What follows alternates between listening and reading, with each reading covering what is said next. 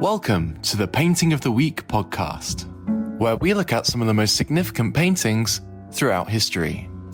Introducing your hosts, Phil Grabsky and Laura Bentham. Welcome to this week's Painting of the Week.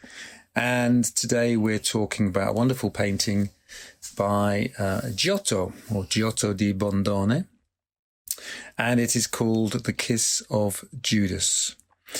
This particular painting you can see, as ever, on the 7th-art.com website.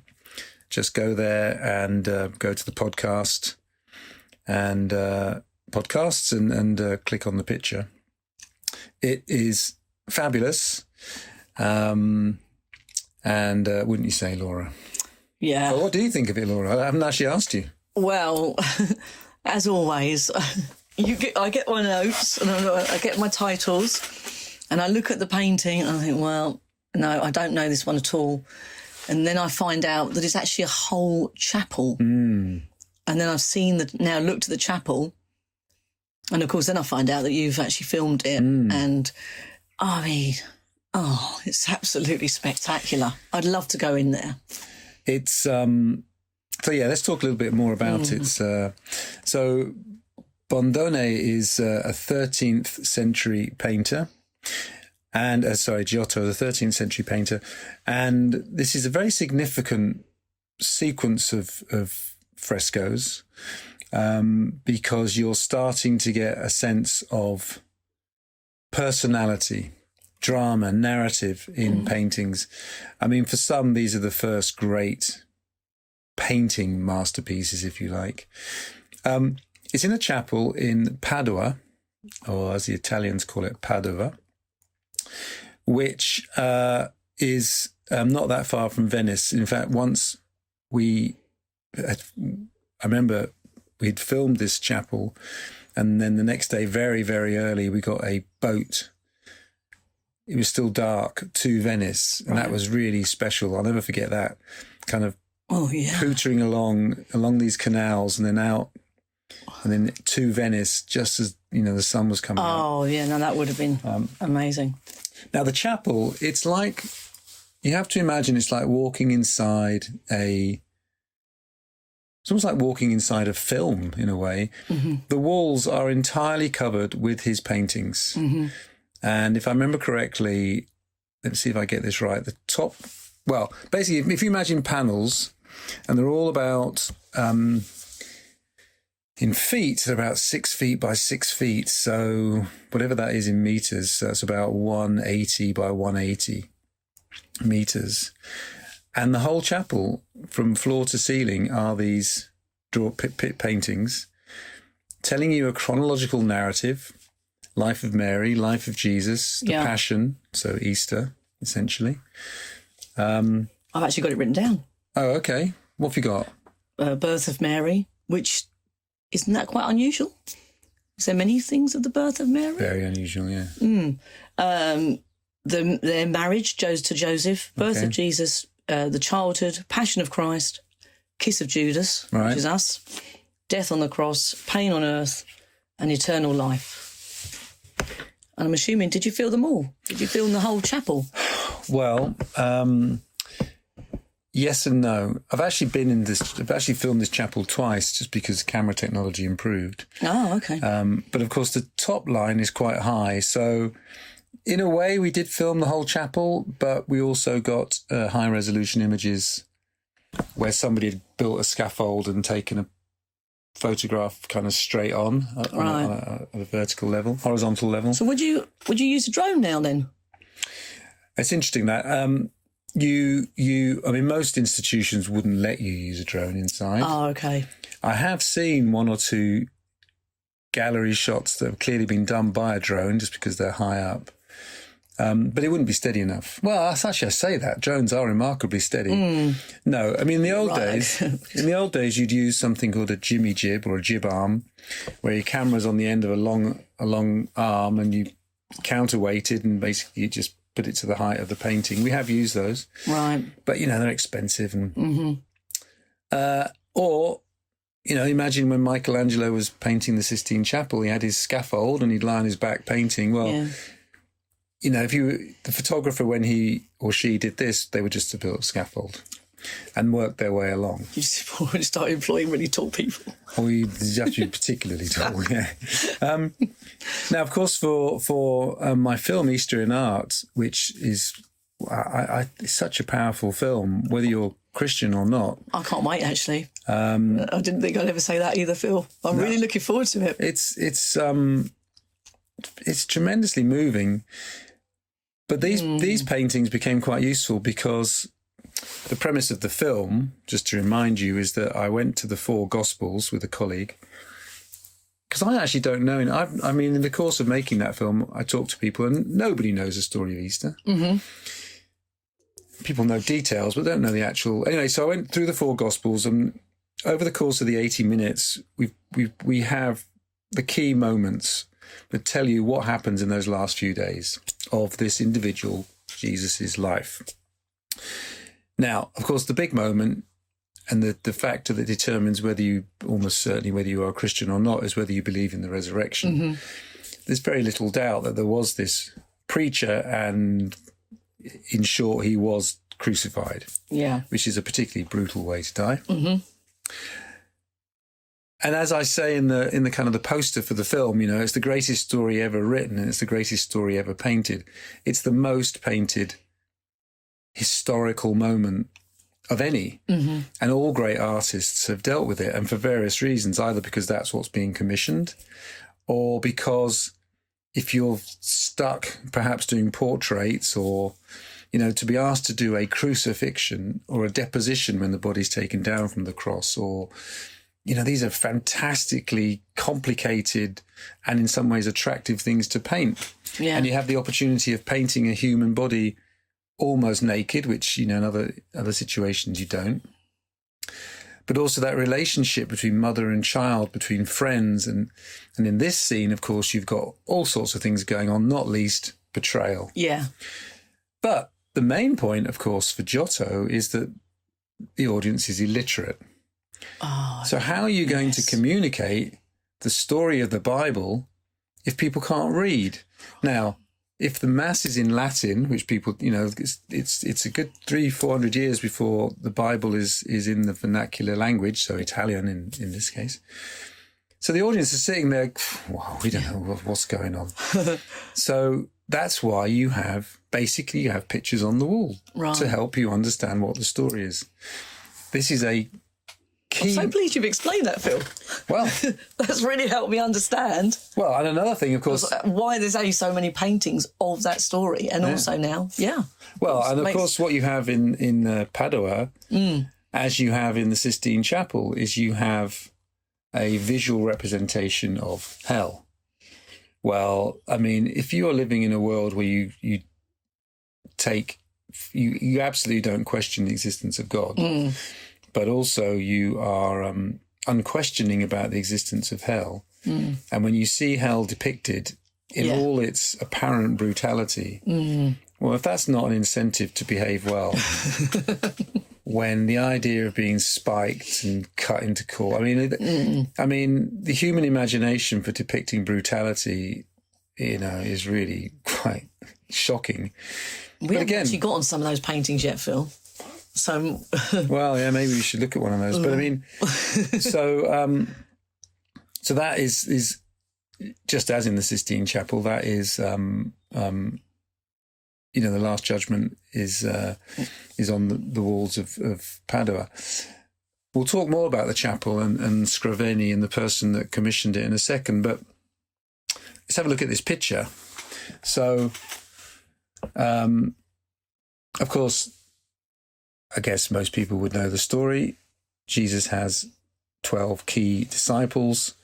He's already said in the what's known as the Last Supper, which was a Passover meal, he said that one of you will betray me, and they've all gone, oh God, no way, none of us will. Yeah. But he already knows it's going to be Judas. Oh, he did already know that. Okay. Yeah, he knew. I thought he didn't know at all. No, he knew. I thought he just predicted that he knew he was going to be betrayed, but he didn't know when or where. So he knew then he was Judas. Yeah. Okay. And Judas has accepted his silver, his money. Yeah. And basically the story is that Judas at night is leading the soldiers that have come to arrest Jesus, but they don't necessarily know what he looks like. So Judas says, well, I will kiss the man that is Jesus. And this is that kiss of betrayal. So don't misunderstand it. There's nothing affectionate about this. No. This is a way of pointing out this is Jesus. And Jesus kind of, he knows he's known for a long time what his destiny is. And of course, all those great paintings of the Madonna and Child are always poignant because you have a mother who is doting on her new baby, but also knows what his destiny is because she's been told. Well, even in the painting itself, I mean, I don't know how many paintings of the Kiss of Judas there are, but the inevitability to actually manage to get that expression on Jesus' face, I feel like it's there. It's just like, oh, okay, this is it now. And bear in mind, this is a fresco. Yeah. So a fresco is where you're painting onto drying plaster. So you've got to move fast. Yeah. And actually, one of the things that is quite extraordinary about this is and there's so many panels, but the detail, and he had a workshop. He had about 30 or 40 of his workshop with him, apparently. Okay. But still, he's the one responsible, certainly, I'm sure, for facial expressions. Yeah. And, it's again, what we're always trying to do with exhibition on screen is, look that bit closer. So if you have a look and you see the detail on the on Jesus' face and his hair and his beard, and he has captured it though. It's incredible.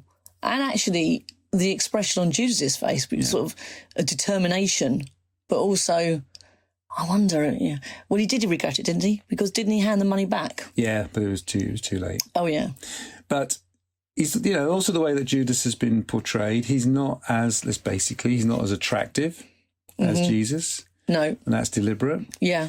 And the other thing which is really interesting, we've talked before about the use of colour and how Mary, it wasn't initially the case, but basically was always painted in blue because lapis lazuli, which is a mineral that comes from Afghanistan, from one mine, was so valuable, so expensive because it had this singular source and created this beautiful blue that they used it to depict Mary. Yeah.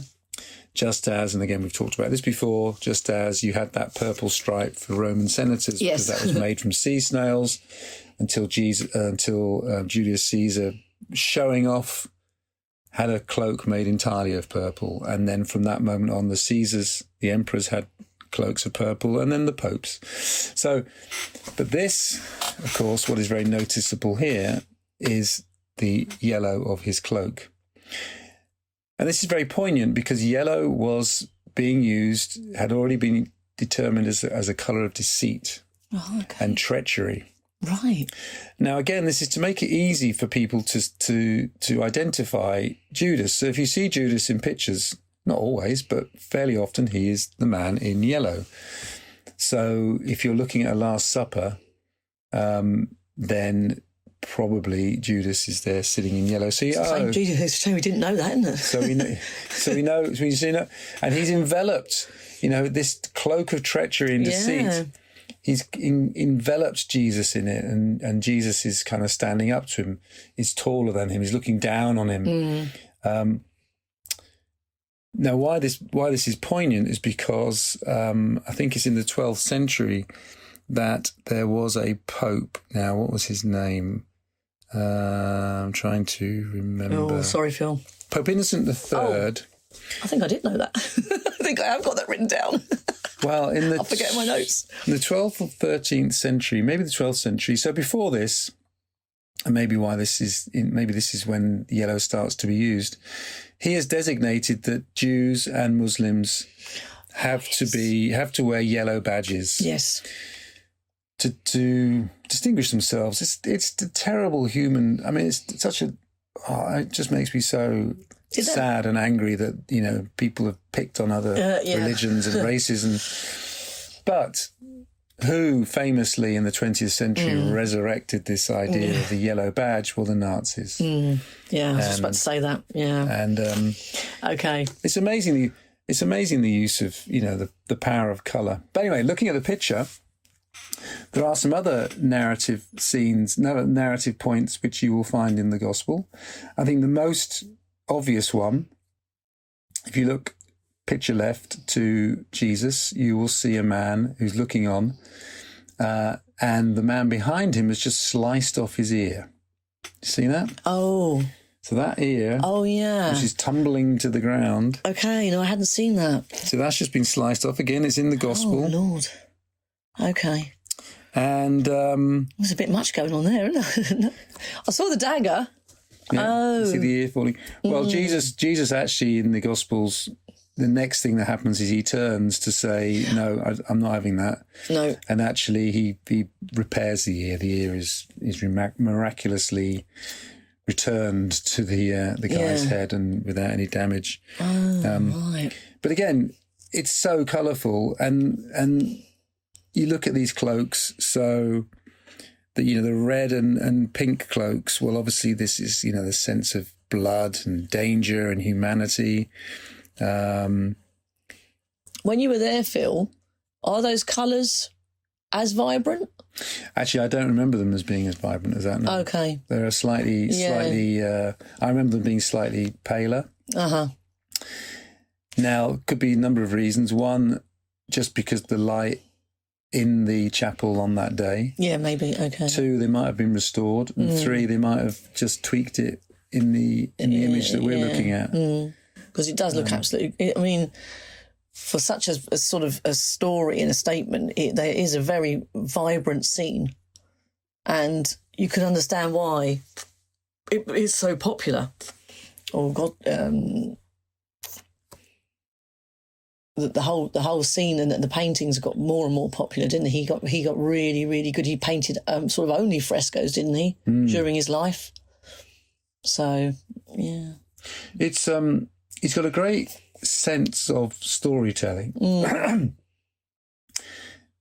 mean, it's almost slightly strange. If you look to the left, one of only one, two, three characters that have halos is virtually you just about see his eye. Yeah. And you'd think, if you didn't know that this was the shape of his paintings, and you know they're all the same size in the chapel, you'd think that it had been cut. But no, he's done it that way, and it's basically saying the action is continuing either side. It keeps the whole scene very vibrant and active. I kind of like that. As ever with the pikes and the flames and the horn. You know, you got the sound, you know, you got a sense of sound and music and flames hissing and it's funny, really, banging they were going to just arrest him, weren't they? Yeah. I was going to say they weren't going to actually kill him there. No, he's arrested and he actually goes off through a number of different stages. Again, Eastern art's very good for understanding. There are basically 4 stages that happen very quickly. He's arrested at night and crucified the next day, but there's a lot of people he sees first, who basically say, "I can't deal with this." Next guy has to deal. The next guy says, "I can't do," and the next guy says, "No, you." You know, on the one hand, it's inevitable. On the other hand, he seems to have these moments where there's a chance that somebody will say, "Let him be free." You know, we'll crucify Barabbas and let Jesus go. Yeah. In a sense, the story, the Gospels are just heightening the drama and the sadness in the way of this humans. On the one hand, I mean, the thing about Jesus is the way he's portrayed as both a human and a God. So, you know, you want to empathise with the pain that he's going through, even though he has to die on the cross. Yeah.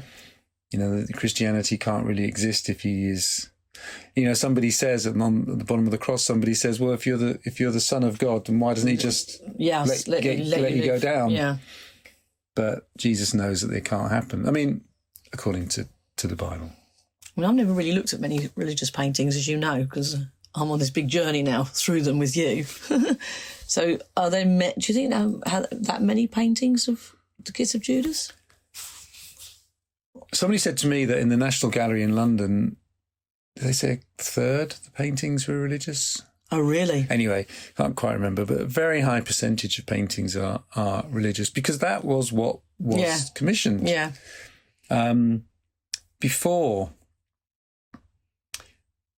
the kind of rise of mercantile Europe and the rise of empires like the Dutch and the Portuguese and the British and the French, Austro-Hungarian, where you had very wealthy people all of a sudden with houses and who wanted to commission art and artists. So if you're a painter, and we've talked about this with Raphael, Michelangelo, Leonardo, yes, there might be some wealthy individuals that would commission a portrait, but basically it's either the state in terms of nobility, kings, queens, so Velázquez, people like that working for the king and queen, or it's the church. Yeah. And certainly Leonardo, Michelangelo, Raphael, part of their work as artists was to, maybe ingratiate's the wrong word, but to become commissioned by the popes.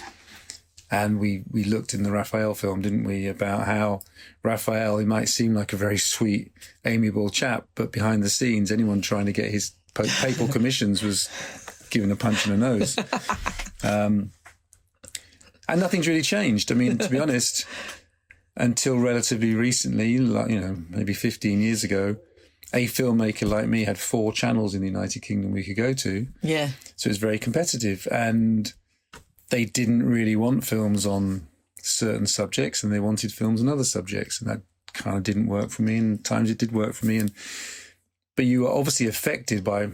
So the trick for an artist in some ways was, one, to get the commission. Yeah. And then to use it to explore just how great an artist you could be, how you could improve as an artist. But actually, it's a very exciting story. Yes. Yeah. I mean, the Bible is full of incidents, full of drama, full of pathos, full of, emotion. So, I mean, what I find staggering about, and people really need to look at the whole chapel. I mean, there's talking so many paintings. I really want to go. There's another place now. Oh, I've got so many on my list. It's unbelievable. Really unbelievable. I'm just like, I'm going to have the list as long as my arm at this rate. Giotto. I've said it so many times today and I can't remember it now. But wasn't he like one of the first then to take, is he early Renaissance?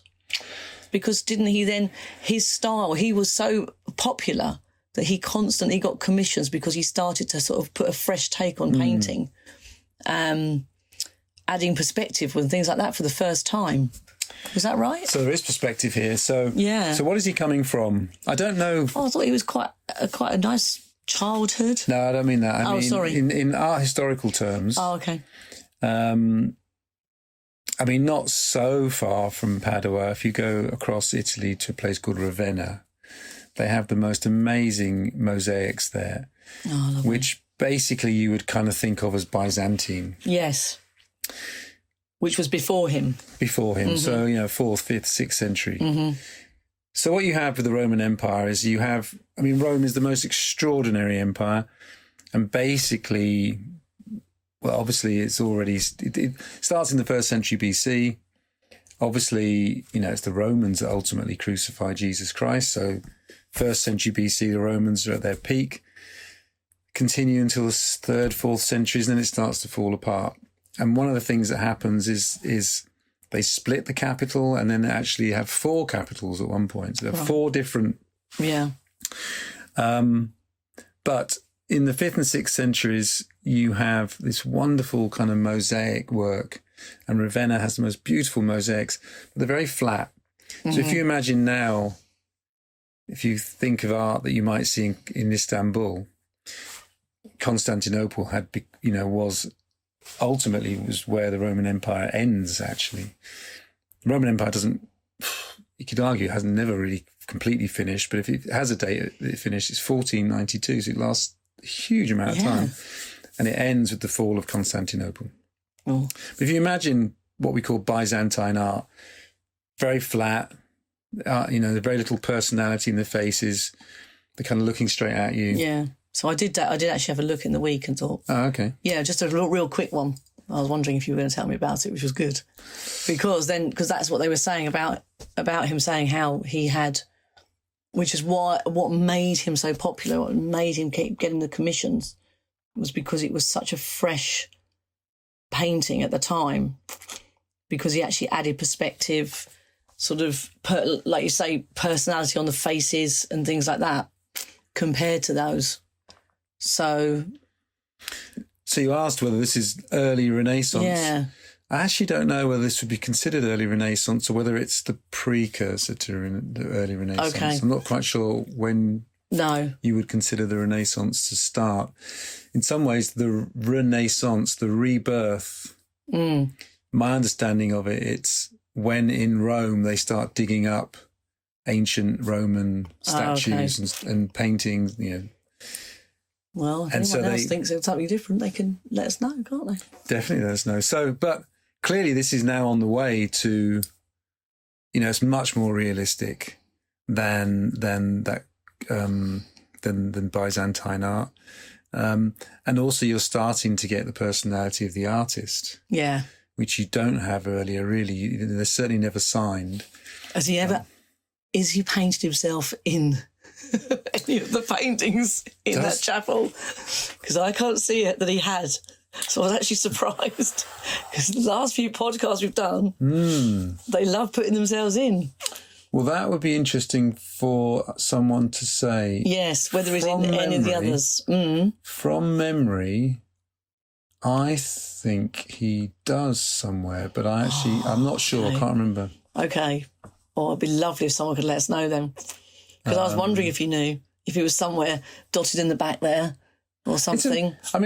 It's a small little chapel. I mean, you'd almost not notice it if you went to Padua. It's nothing grand. It's also known as the Scriveni Chapel because it was owned by the Scriveni family. And I think the story there is that they didn't have a great reputation because they were moneylenders. So what do? It's like the oligarchs of today. Yeah. You've got a terrible reputation, so you give £1 million to the British Museum, or you buy a football club, and you cover up your immorality. Yes, in my opinion, by making large gestures.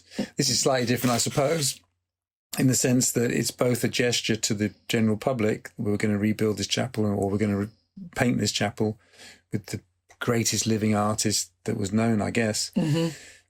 It's also a way of, trying to make peace with your God. Oh, yeah. By saying that, yes, I've been guilty of usury and lending money and exploiting people, but I am also glorifying you and, in these paintings. In some ways it works because it's still known as the Scriveni Chapel. Yeah. I mean, So then he may have, restored his reputation, for sure.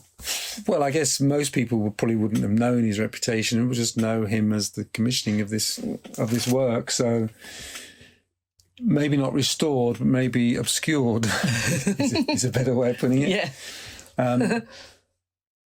I do think, again, when you just stop to look up close, and it is hard in the chapel because you've got pews in the way, and some of them are higher up than others, and it is very striking just how detailed some of the edging of the cloaks, the Roman soldier with his golden, what would you call it, really, brocade maybe? Yeah. And just there is a fluidity.